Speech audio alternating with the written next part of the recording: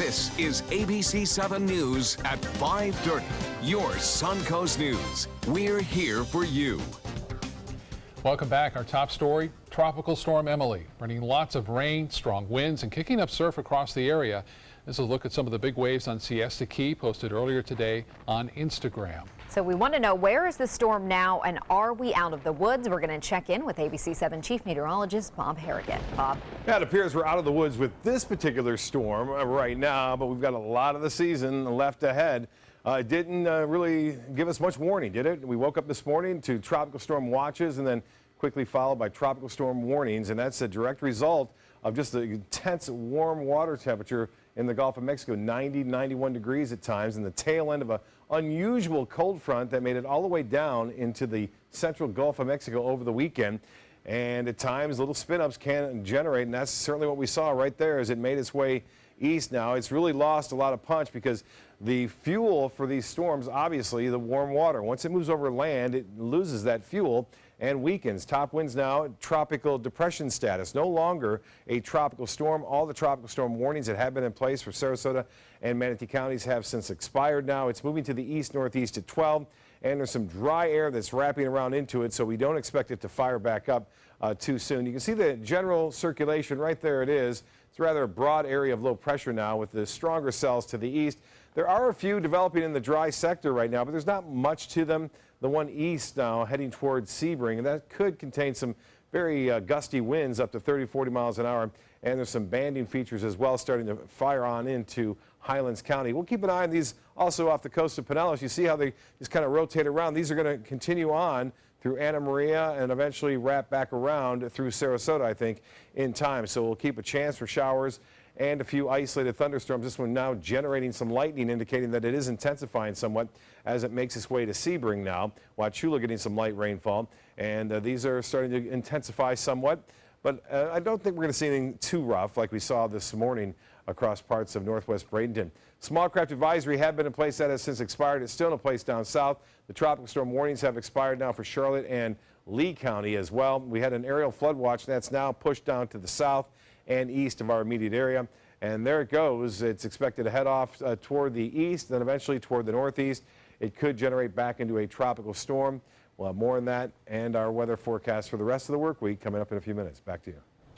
Okay, Bob, thank you. A few roads here on the Suncoast are underwater tonight, closed to traffic. We'll have a look at the conditions in Bradenton late this morning.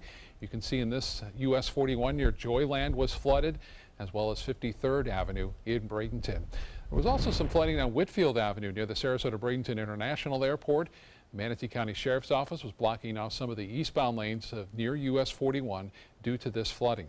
Drivers, again, are reminded to use caution while driving during heavy rainstorms and severe weather. If you are not sure how deep that water is, don't risk it and just turn around and find another way. For a full list of all the road closures in the area, you can go to our website, mysuncoast.com.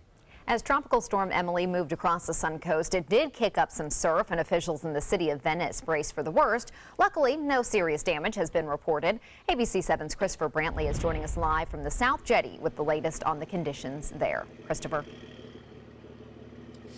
Good evening from the South Jetty, and the weather is relatively calm right now. And as you can see behind me, I don't know how well you can actually see it, but there are a lot of surfers in the water. The weather is very popular amongst surfers. I counted somewhere around 30 of them or so in the water. There are more arriving right now, but just a few hours ago, that would not have been possible. And while there was no severe damage in the city of Venice, officials said this was a good practice run as the storm season continues. It was a good test of the system. Everything worked the way it's supposed to. On Monday morning, some Venice hotspots were closed as the storm began slamming away at the Suncoast. We had some high water coming up over above the rocks over the walkway, so we closed just that part of the jetty for part of the day. Downtown Venice's fountains were also closed. Public Works staff was fanned out as per the storm plan to patrol for any major flooding or damage. We have an emergency plan, and we have the usual areas that we'll check when we're expecting heavy rains before and during the storm. There were no reports of severe damage or flooding. At Sharkey's on the pier, while the storm was still cranking, they were battening down the hatches. So this morning we've done just a lot of general cleanup, putting things that could fly in safe places and, weathering it while we can. As it did for many on Monday, the storm caught the folks at Sharky's by surprise. As a Gulf-fronted business, this was also good practice for them, especially since hurricane season isn't nearly over. We're always trying to be prepared for this time of year for hurricane season, so we start the season like that, but there's always something we miss, and this is a good reminder to always be ready. And hurricane season does continue through the end of November. The South Jetty Walkway has been reopened at this point. And again, as you can see, the weather is starting to clear up out here and very popular among surfers. Live in Venice, Christopher Brantley, ABC7, your Suncoast News. Christopher, thank you. Flooding creating a dire situation at an animal rescue center in Manatee County. Nate's Honor Animal Rescue off Lorraine Road in East Manatee flooded. The rain drenching the grounds and its animals are in danger. Staff members are looking now for foster parents or adopters to get the animals out of the shelter until that flood waters subside.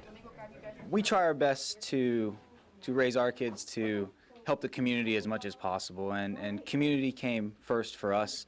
Being able to help animals, definitely a close second. So it's important that you're active in your community, you're helping your local community, and you're doing everything you can to help save lives. Shelter's asking anyone who can help to stop by or email them directly at info@honoranimalrescue.org. Sarasota County is offering sandbags to both residents and business owners to protect their properties from flooding. Sarasota County officials say the sandbags will be available at 3 locations tomorrow from 8 a.m. until 3 p.m. The Newtown Estates Park, Twin Lakes Park, and South County Fleet Facility. And remember, you can get instant alerts on Tropical Storm Emily and all severe weather alerts delivered straight to your phone. All you have to do is download the My Suncoast app. You'll get important news updates, weather forecasts, and traffic alerts on the go. Now to another big shakeup today in Washington. New Communications Director Anthony Scaramucci is out. On the same day, new White House Chief of Staff General John Kelly was sworn into office. ABC's Megan Hughes has details on the changes. General John Kelly immediately shaking up the White House hours after being sworn in. The White House announcing Anthony Scaramucci on his way out as Communications Director after just 10 days. President Donald Trump tweeting this morning, "No White House chaos," welcoming Kelly to the table at his first cabinet meeting as Chief of Staff. We all know him, we respect him, admire what he's done. In a statement, the White House saying Scaramucci felt it was best to give Kelly a clean slate and the ability to build his own team. Scaramucci unloaded on several senior White House officials in a blunt interview with The New Yorker last week, calling then White House Chief of Staff Reince Priebus a bleeping paranoid schizophrenic, lobbing a crude insult at strategist Steve Bannon, and threatening to fire essentially the entire White House communications staff over recent leaks, saying, "They'll all be fired by me. I fired one guy the other day. I have 3 to 4 people I'll fire tomorrow."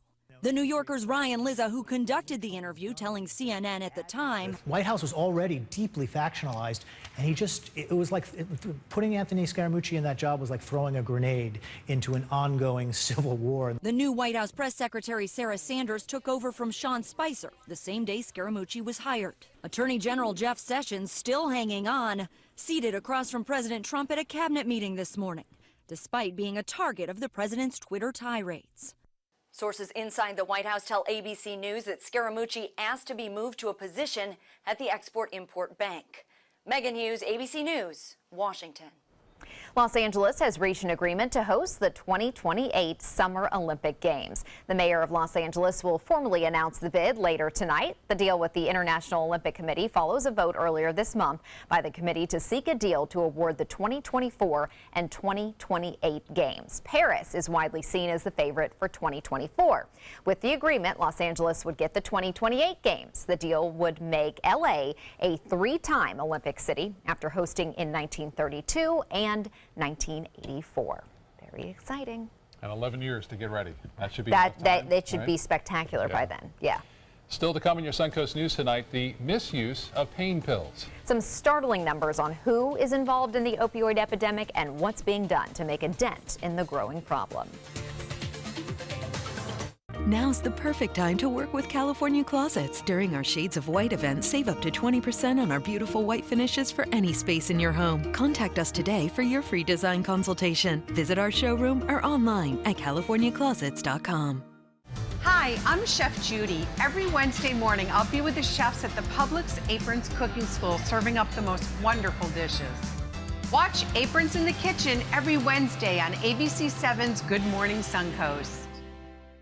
I knew I could get myself out of this.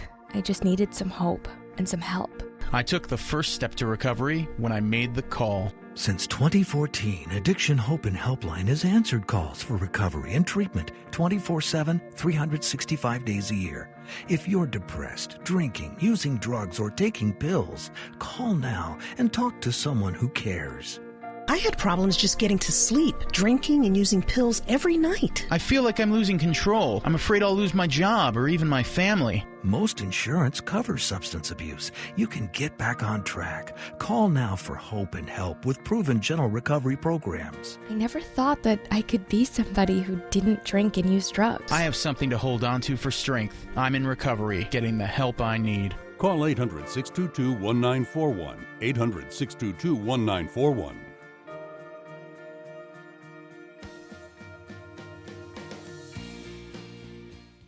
The following message is brought to you by Mesobook.com. People who have been diagnosed with mesothelioma have many questions. How did I get this disease? What are my treatment options? How will this affect my loved ones? You need answers, which is why we offer a free book written by medical professionals who have treated mesothelioma. Call toll-free at 1-800-777-1366 or go to mesobook.com. We're losing exotic animals on a daily basis, and the ones that we have in captivity are really the ambassadors for their wild counterparts. I'm Clayton Rozier from the Big Cat Habitat and Gulf Coast Sanctuary, housing over 150 exotic animals that needed a great home. And if you love animals, please help them. Do it locally. Support your local no-kill shelters, your local wild animal sanctuaries. Make a difference where you can. Keep up with your investments and market trends by watching the ABC7 Stock Report. Get a recap of all the day's stock market activity. Be sure to watch your Suncoast News at 6 for the ABC7 Stock Report, sponsored by Sunset Cadillac. Now's the perfect time to work with California Closets. During our Shades of White event, save up to 20% on our beautiful white finishes for any space in your home. Contact us today for your free design consultation. Visit our showroom or online at CaliforniaClosets.com. Opioid abuse and addiction is an epidemic that continues to claim the lives of thousands of people on the Suncoast and across the United States each year. Now, staggering numbers on this crisis. ABC's Kenneth Moten breaks it down. The epidemic that started with our medicine cabinets, opioid painkillers, the focus of a new report. And the number of Americans affected is shocking. Researchers at the Department of Health and Human Services finding that nearly 2 in 5 American adults used narcotic pain drugs in the past year. But even more alarming, 11.5 million Americans may be misusing opioids, using the medicine at higher dosages than prescribed, or using someone else's pills, even purchasing them on the street. And these numbers may be just part of the picture, since they represent only those respondents who admit to taking and abusing these powerful yet widely available drugs. The prescription for our pain crisis? Reducing the number of pills in circulation, better monitoring, and for patients, knowing when they have a problem with dependence, abuse, or addiction, and talking to their doctors. With this Medical Minute, I'm ABC's Kenneth Moten.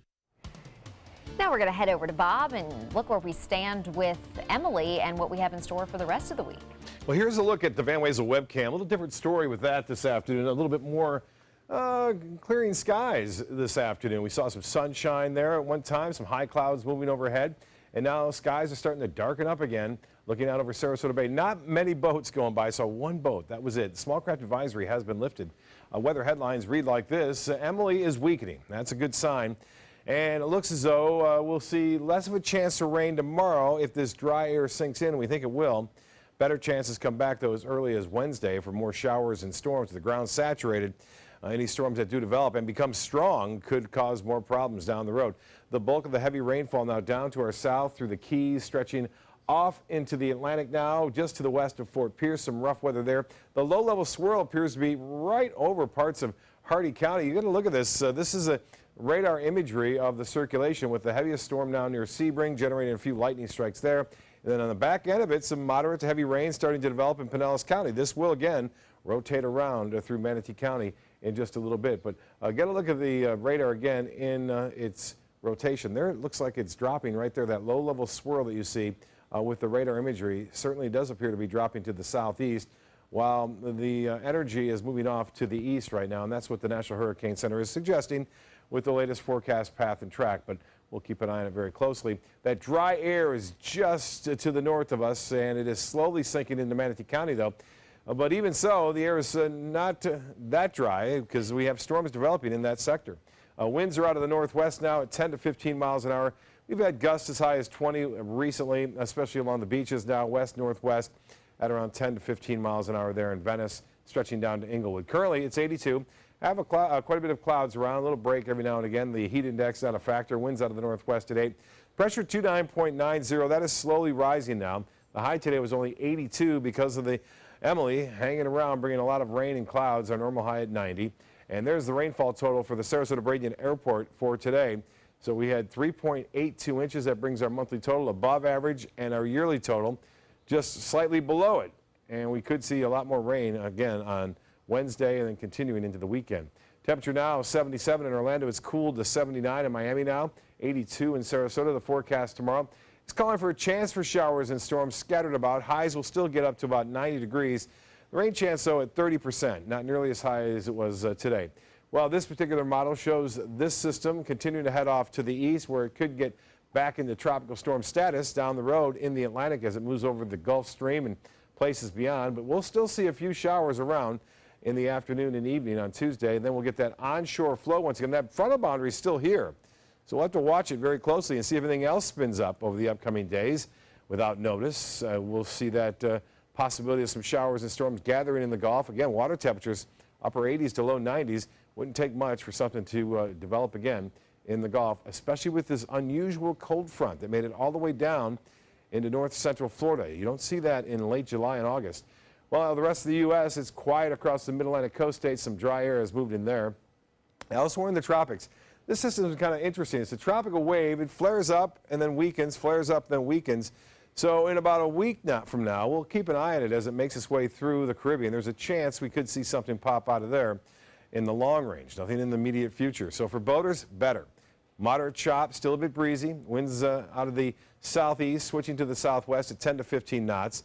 And the water temperature now at 86 degrees. So the mixing of the water, the high surf, creating some cooler temperatures there for the water. A high tide upcoming 9:12 and a low at 1:59. Another high tide at 7:58. Forecast, scattered showers. A few storms kind of wrapping around what's left of Emily. 78 for a low. Tomorrow, we'll see a few showers scattered about, partly cloudy otherwise, a high of 89. And the extended forecast is calling for a better chance for storms on Wednesday. Tapers off a little bit on Friday, and then back to business we go on Saturday and Sunday. Anywhere from a 60 to 50% chance for scattered storms. Back to you. Thank you, Bob. Now to Suncoast Traffic Watch. Right now, traffic is backed up on US 301 in the southbound lanes near Fruitville Road in Sarasota. It's a cash and stock deal worth nearly $15 billion. Discovery Communications, the parent company of Animal Planet and TLC, is buying the parent company of Food Network and HGTV. The strategy behind Discovery's deal to acquire Scripps Networks is to gain more negotiating power with TV distributors. Federal regulators will still have to review this deal. Discovery and Scripps say it's expected to close by early next year. Jeep is taking its all-American charm across the world. The U.S. automaker is launching the 2017 Compass, the small SUV, in Mumbai. Its first car produced in India. Jeep has been selling cars in India, but only as imports from American manufacturing plants. The Compass marks a strong investment from Jeep and its parent company, Fiat Chrysler, to the growing Indian market. Okay, we'll see how it does. Entertainment news is next.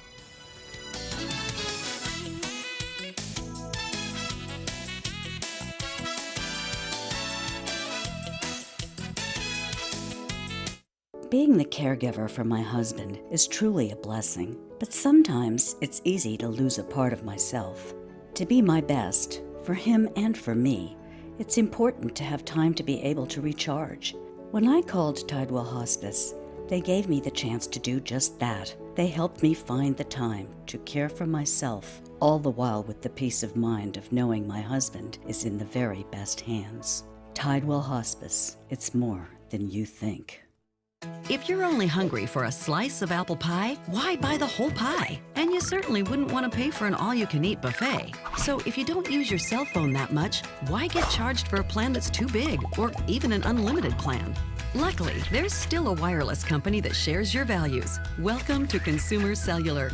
Our average customer pays about $25 a month for everything they need. Many pay even less, as plans start at just $10 a month. You'll get a straightforward bill that's easy to understand, with no surprises, and all the attention you deserve from our friendly customer service team. No wonder Consumer Cellular has received J.D. Power Awards for highest customer service. Plus, if you're an AARP member, you'll receive special discounts. It's easy to switch. You can even keep your phone and your number. So stop paying for more than you need and start your 30-day risk-free trial today. Call 800-457-2317, go online, or visit a Target store today. Ever since I can remember, I've been intrigued by industrial design and the optimization. Wait, that's passion?